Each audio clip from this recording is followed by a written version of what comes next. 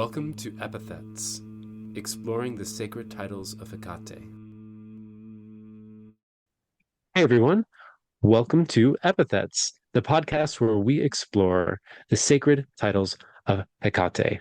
I'm your co-host Isaac Vars, And I'm your other co-host, Robin Silverman. and we are so excited to be talking about the epithet Soteira today. Uh, it's a it's a good break from maybe some of the other epithets that we've been talking about. Still connected, but this is a really fun way of working with her that kind of breaks away from a lot of the more pop culture ideas of Hekate, looking at her in a what may be even a little challenging for some. And I'm really excited to to explore it.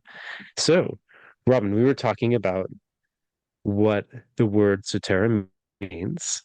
Yeah. Soteira is actually, it's the feminine form of the Greek word soter, which just means savior. And it's an epithet that gets used for a lot of gods and goddesses. It's been used of Athena, Artemis, Hera. All these goddesses get called Soteira at some point or another. I think Apollo gets called Soter. And of course, we have Christ, the Savior, who that's the exact same word used in the Bible of Christ, Soter, Savior. And so yeah, it's more of a general word than a specific epithet of Hekate, but Hekate as Soteira is a very specific form of Hekate. And it seems that the time that people were really, when we look at Hekate Soteira, it usually seems to kind of go back to the Chaldean Oracles, if I'm not mistaken. Yeah, that's where we mostly see it, is the Chaldean Oracles. And I want to talk a little bit about the Chaldean Oracles.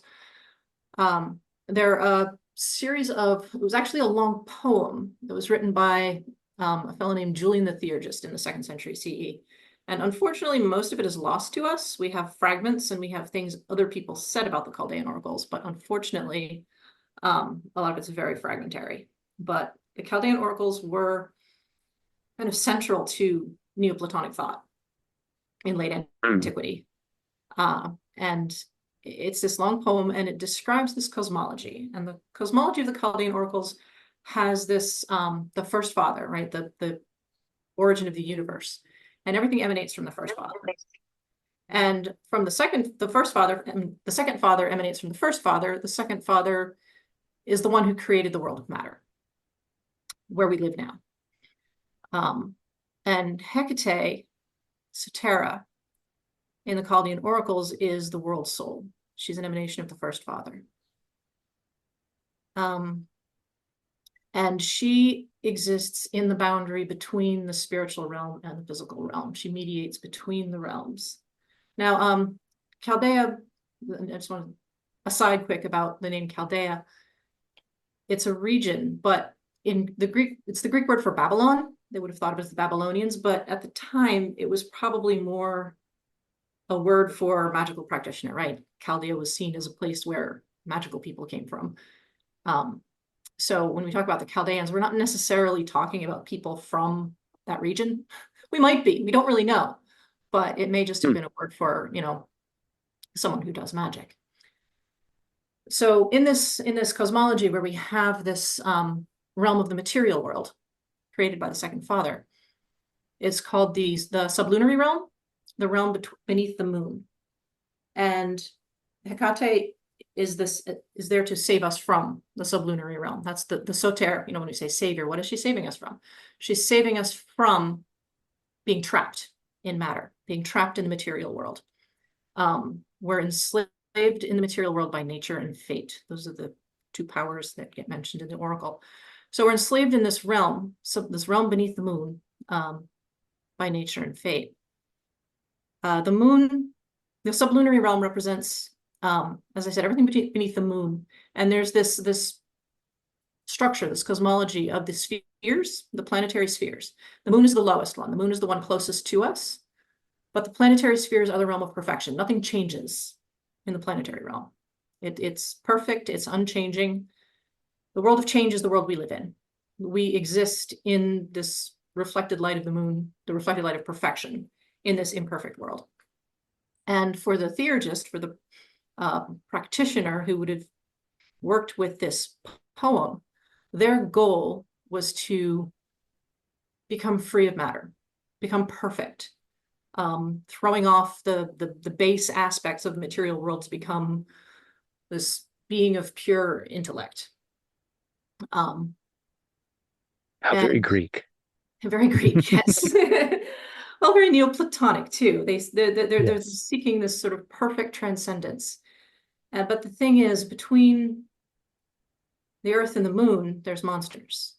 And Hekate is our guide. Hekate is our savior. Hekate is the one who allows us to ascend to heaven. And when I say this, you might see some parallels with another savior figure who helps us get into heaven. And of course, the early Christianity kind of came from some of the same roots that these ideas came from. So a lot of this has been incorporated into Christianity in some ways. But of course, this is a very different sort of practice. The theurgists were not, they thought of themselves, I think, as sort of special people set apart who were doing these, and unfortunately, we don't have nearly enough of what their actual practices were written down. A lot of people have reconstructed stuff. There's some really fantastic writing out there on what the theurgists were actually up to and what their rituals were like. But the goal of their rituals, the goal of their magic, wasn't to do, the kinds of things a lot of us use magic for, these sort of spells to make our lives better, right? They actually really look down on that sort of thing. That's sort of that these days, I think people get into this idea of like there's low magic and there's high magic. They wouldn't have used those terms, but the theurgists definitely thought of themselves as doing high magic, and people who are out there, casting spells to win the horse races were doing low magic. So they were seeking perfection, and they were seeking it with Hekate as their guide and their guard, to move upward. So that's a sort of a very quick tour of Hecate's role in the Chaldean Oracles. Sarah Alice Johnston has a really wonderful book called Hekate Soteira that goes really, really deep into this for anyone who's interested. It's kind of very dense and academic, but if you can get through it, it really pays off. So yeah, Hekate Soteira is this mediating figure between us and the moon. And there's this lunar imagery again, of course, that I think that is really important in this context to remember that lunar imagery, that this idea that we live in the sublunar realm and that Hekate is the goddess between us and the moon.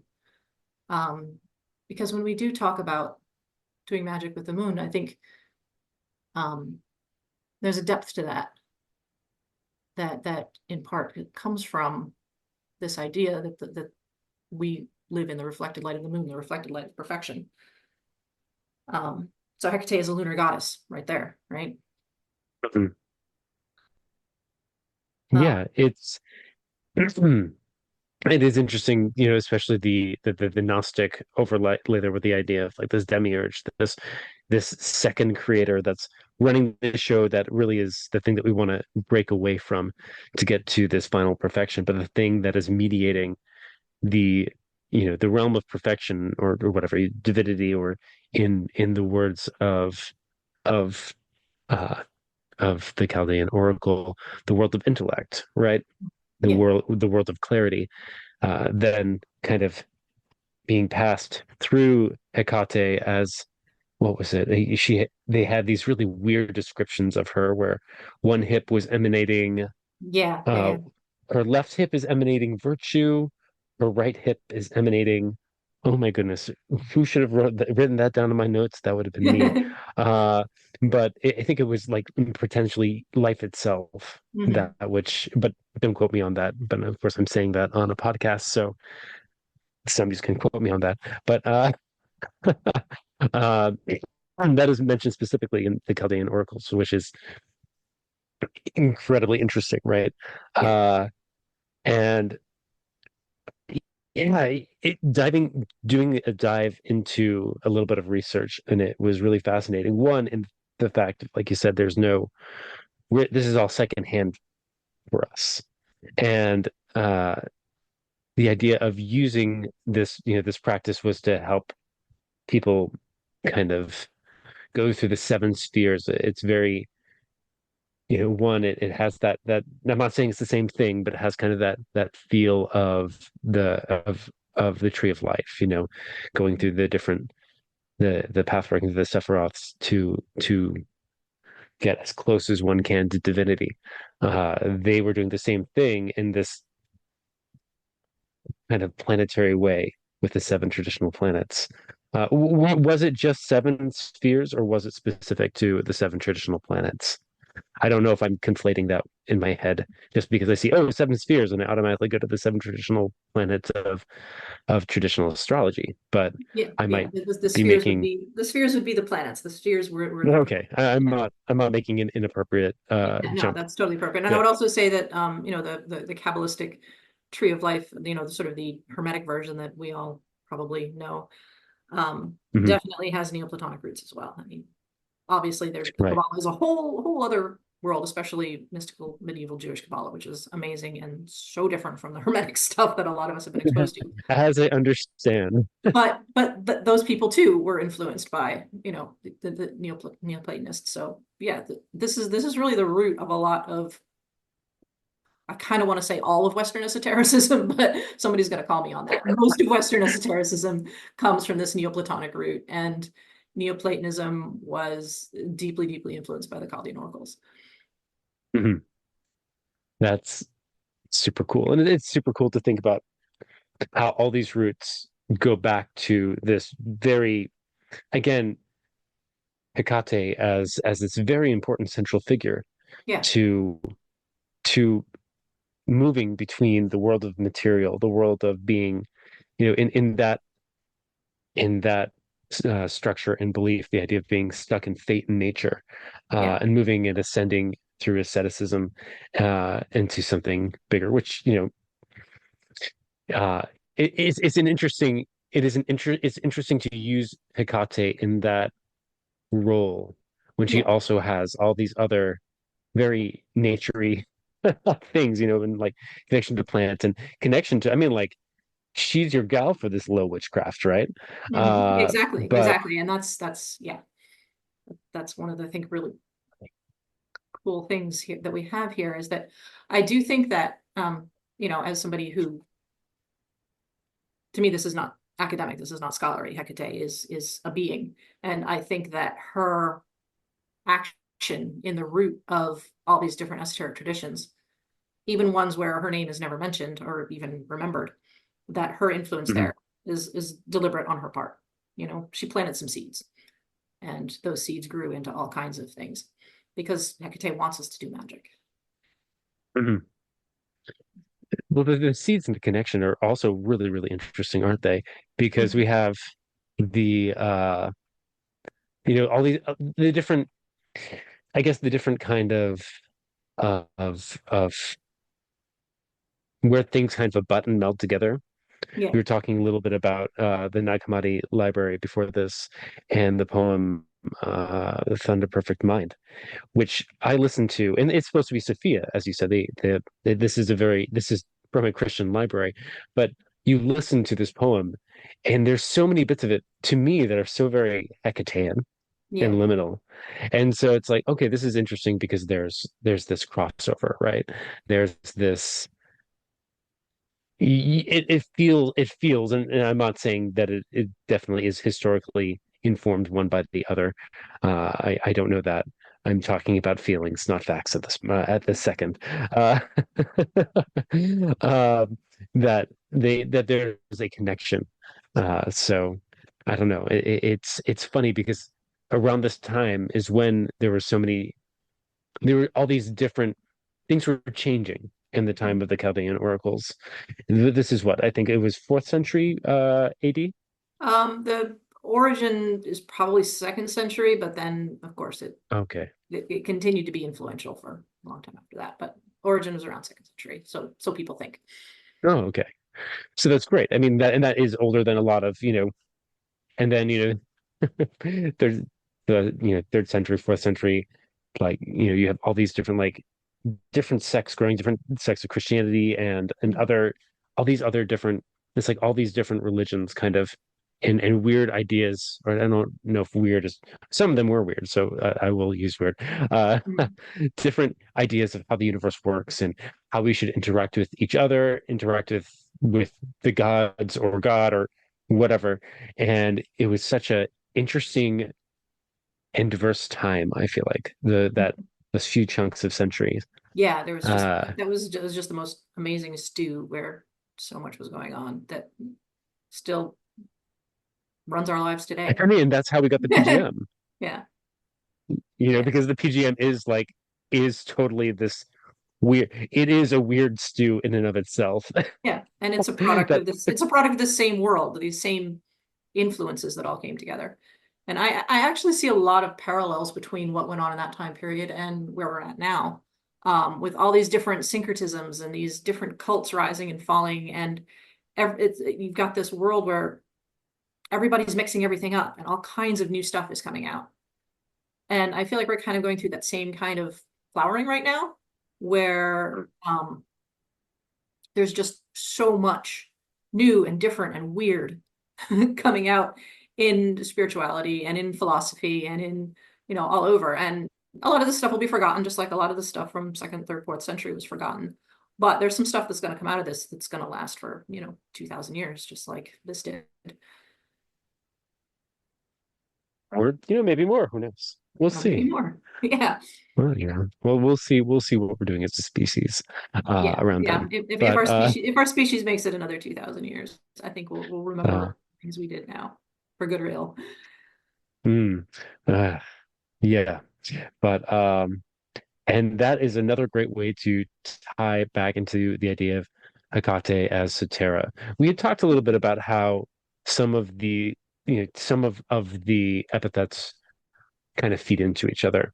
You're talking about her as the figure that lights the way Mhm. out of the chains of the material world. But and I did air quotes there. I don't have my video on for this chat, and you can't hear me, for you can't see me if you're listening to the podcast anyway.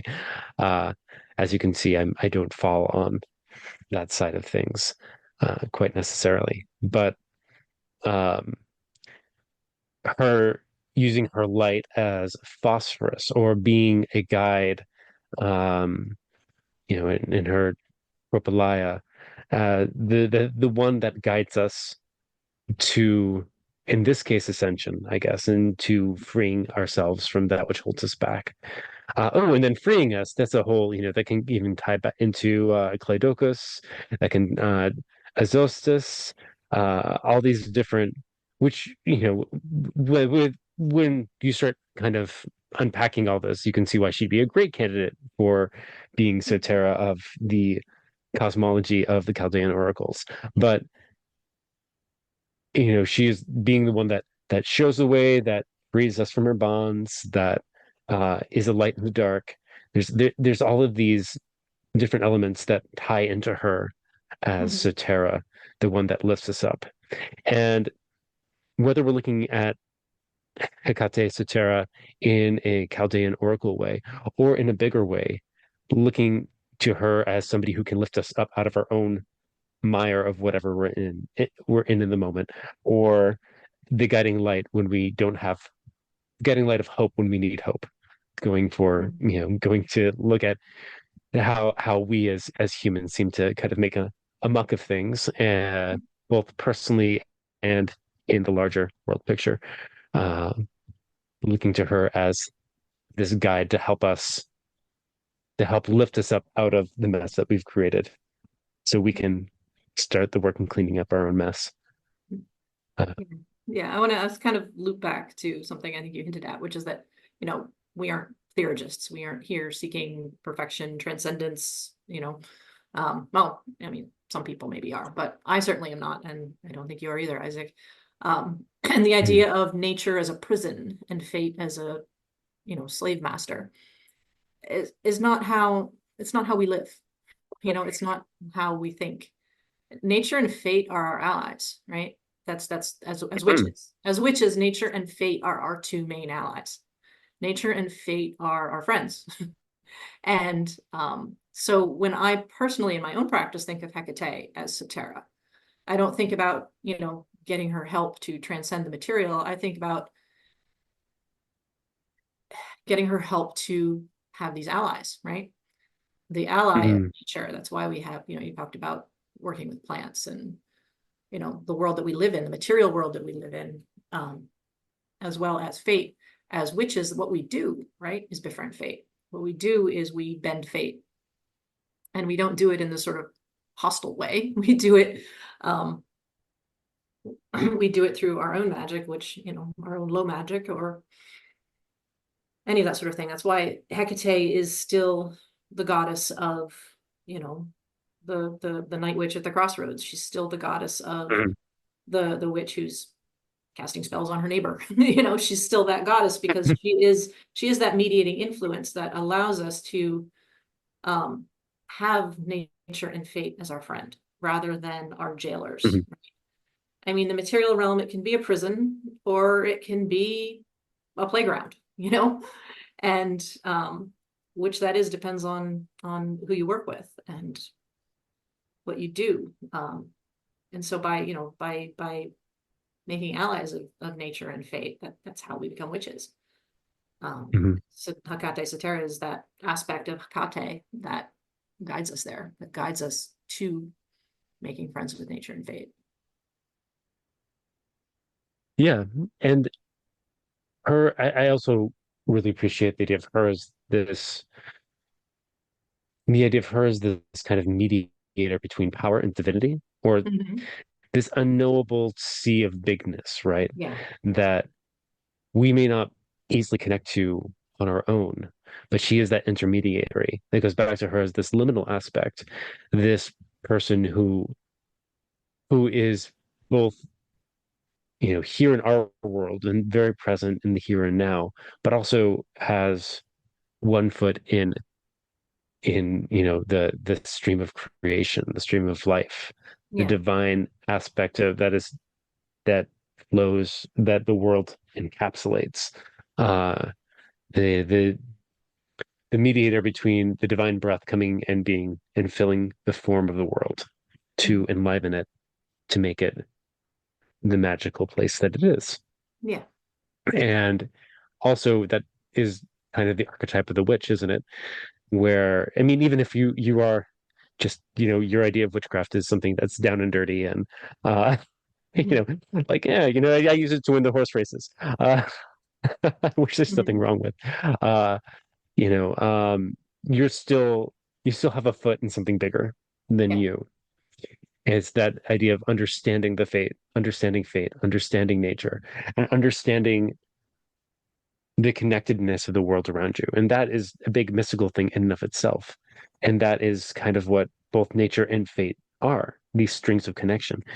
Nature is this force of like how the ecosystem is connected and how it all works together to work, or doesn't,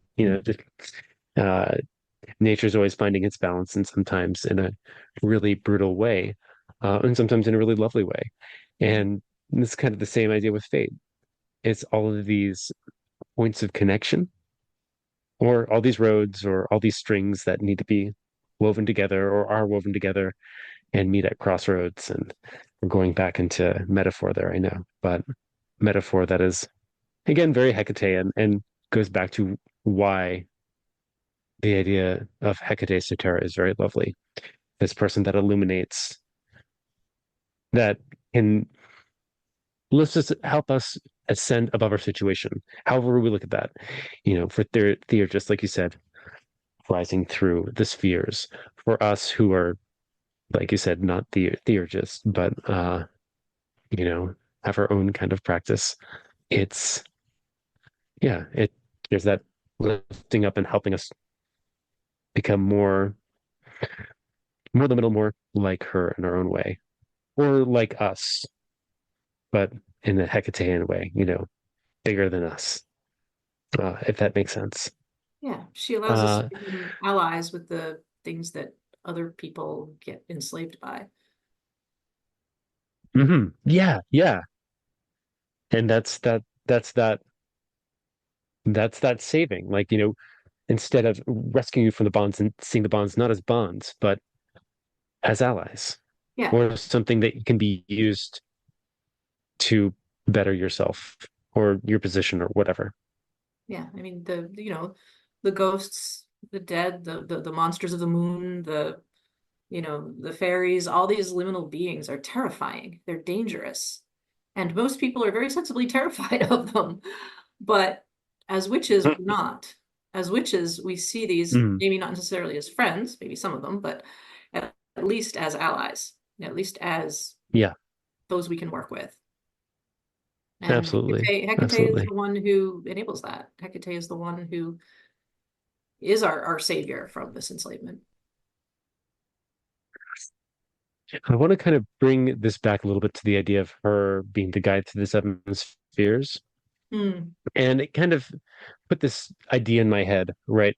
We see her as not, not only the soul of the world, the savior, but also the queen of land, sea, and sky, but Mhm. also, about held above all the other gods. And if we look at the spheres as gods, right? The sun, the moon, everybody there, and Hecate being the guide through them and the one who is above them, between them and divinity, or the Hmm. the great intellect of the Chaldean oracle cosmology, or however you want to look at it. Uh, it was making me think about how, like, her helping us with, you know, kind of planetary magic in this way, her being not of the planets, but a guide to working with the planets. Hmm. If you're into planetary magic, but there's a lot of people, out there who do, for whatever tradition you want, for the seven traditional planets of, again, planets, quote unquote, of astrology, being the moon, the sun, Jupiter, Saturn, Mars, Venus, and Mercury. Not in that order. Uh, uh, it's interesting to think of her as the guide to working with these, being kind of outside of them, outside of the solar system, as it were, uh, but at the same time still having a finger in those pies. Hmm. Uh, I don't Yeah, know. It she's was just something that I boundless. was thinking about with yeah, yeah, exactly.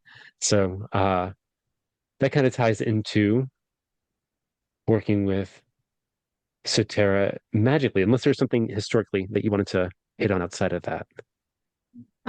No, I mean we could go on and on, but yeah, let's move on. Yeah, yeah, yeah. And yeah, well, I think we've actually kind of covered some of this stuff. We were talking about her Yeah, as, lifting us up. So kind yeah. of when we're feeling hopeless, or in a hopeless situation where we need some heavy duty rescuing, or at least somebody to help guide us to better see fate and better see nature, to better Mhm. see the nature of calling her along with maybe Phosphorus and Propylaea. I keep on referencing Propylaea, but we haven't done an episode on her yet, so spoilers. Uh, but but that's a way to work with her, or working with her as a way to connect to. If you want to do some planetary magic, but do it in a Hecatean style, Hecate Soterra would be a really lovely name to work with, to help you understand uh, and guide you through these powers so you understand them, and then to use them in whatever practice you want. Uh, I'm trying to think of a good suggestion for planetary magic that, my mind just goes right to Solomonic Pentacles, which isn't a good example. There's crossover there, but that I wouldn't suggest that unless you're doing your own kind of uh Hellenic Greek Solomonic Pentacles, which would be fun. But I digress. Uh, yeah, so she would be really lovely in working with planetary magic. Oh, so if you want to do maybe some kind of candle magic, if you wanted to call on the different aspects, if you're trying to go for a specific purpose and you want to call on aspects of the seven planets in getting this for. So let's say you have a job that you want to get. There's this job, you're applying for it, you're trying to get a role for it. You might want to ask Hekate Soteira to empower you and to help you draw in the power of the sun to illuminate you and hold you in a good light, power of the moon to kind of sway the emotions of the hiring folks to, you know, likability, but also, you know, I guess you could go for witchy means for like, that's the realm of dreams. So you could be talking about maybe, petitioning to show up in people's dreams. They have them be like, yeah, that person, I've dreamt about them. I really think we should hire them.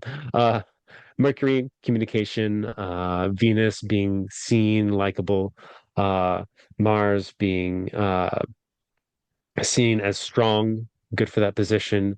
Um, somebody of action. Jupiter, expansion, success, being seen as venerable, and then Saturn being seen as dependable and somebody who has this solid skill set.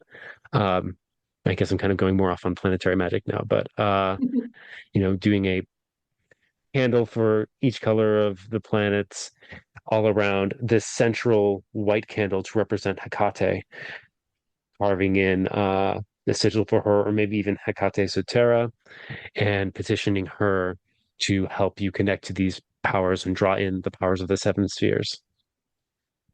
That's a really That's an honestly, idea. I feel like you just came up with a really cool idea there of having that sort of central, the Captain Soteira, to sort of mediate all these influences. I love that. You would that Um, would yeah, and then I think you'd have like a semicircle of the planets facing you because she would be on the outside, so you'd have her candle. I don't know. Anyway, I'm now just kind of like shooting off different ideas for potential stuff that I haven't played around with. yeah, But when anyway, I think of you, Hekate Soteira, as far as my own workings, I see her as a mediator between some of these powers that are not always friendly. mhm, Where and I think anybody who works with spirits will run into unfriendly powers at times. And Hecate Cetera is, in my experience, wonderful for not fighting them off, not banishing them, not getting rid of them, but shifting their attention, shifting them either just for them to go do something else or for them to become allies. She seems to have the ability to protect in this way that's not adversarial, but gentle.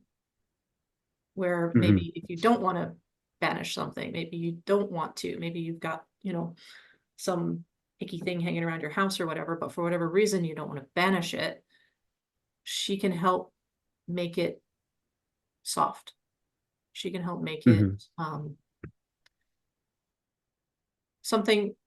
I don't want to say a friend because that's too friendly, and I don't want to recommend people run out trying to make friends with the icky things that that do harm. I don't think that's ever a great idea, but she can make them not your enemy, mhm.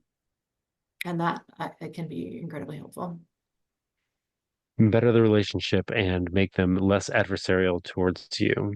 Exactly. But of course, if it's something icky, it's the idea of no matter what, your company will inform what kind of person you are. So even if you're on good terms with something that's icky and really working, like hanging out with them all the time, you you have to be wary. That's why, Yeah, that's why I said I don't want to use the word make friends because that's not really, right, if that did happen, I don't think that would necessarily be a good thing. I mean, I think we've right, all known people who've gone that direction and it doesn't tend to go anywhere good. Just like in, just like correct. in your everyday life, when you make friends with people, even if they're nice to you, if you're friends with people who do really destructive things, you're going to get dragged into destructive stuff too. And there's no reason to be doing that. Mhm. But, if your neighbor's a criminal, it's a lot better to have your criminal neighbor like you than not like you. Right. It's nice to know that they're less likely to do something criminal to you. Exactly. Uh, and and yeah, absolutely. I can definitely see how Soteira would be a wonderful mediator for that. Yeah. Uh, that's wonderful. Well, great. I so that's Hekate Soteira, everybody. Uh, our next episode, we are going to go a complete 180 and go for Hekate Brimo, which very different vibe. She's where, Hekate Soteira is the one that saves, lifts you up. Brimo, she's gonna shake things up and she brings a little bit of destruction with her. So that's a very different side to that coin. But if you like what you're hearing, follow us on whatever kind of podcast thing you're listening to us on. We do have a Facebook and an Instagram, and you can message us at either one of those if you have a epithet that you really like and you want to hear about, or if you have any comments or anything like that, or you just want to say hi. But I think that's pretty much it, unless Robin, you all set, or do you have anything else you Yeah, want to tack on to the? um, no, this has been, this is one of my favorite epithets, frankly, and I've been really happy about the opportunity to talk about it. Absolutely. No, it's hard for me to pick favorites at this point. Favorites are hard, a but collection of favorites. this one always, it's one that makes me feel good. Absolutely. And I think that it again challenges a lot of people really want to look at Hekate as, again, this we've talked about this earlier, this just solely dark and spooky, which she is, but she also has so many more facets. And her as Soteira, as this savior figure, as the one that lifts us up, is a bit at odds with that. It's not, when you really look at it, but on a quick glance, you might think it is. But it's definitely a different way of looking at her that is both quite historical and ties into a lot of, like, say, my personal experience with her, and I think your personal experience with her, and yeah, it's very cool. Yeah, it's So one that it pays to dive deep into it. absolutely. Well, thank you everybody for showing up for another episode, and we'll talk again in 2 weeks. Until then, be well, and thanks for showing up.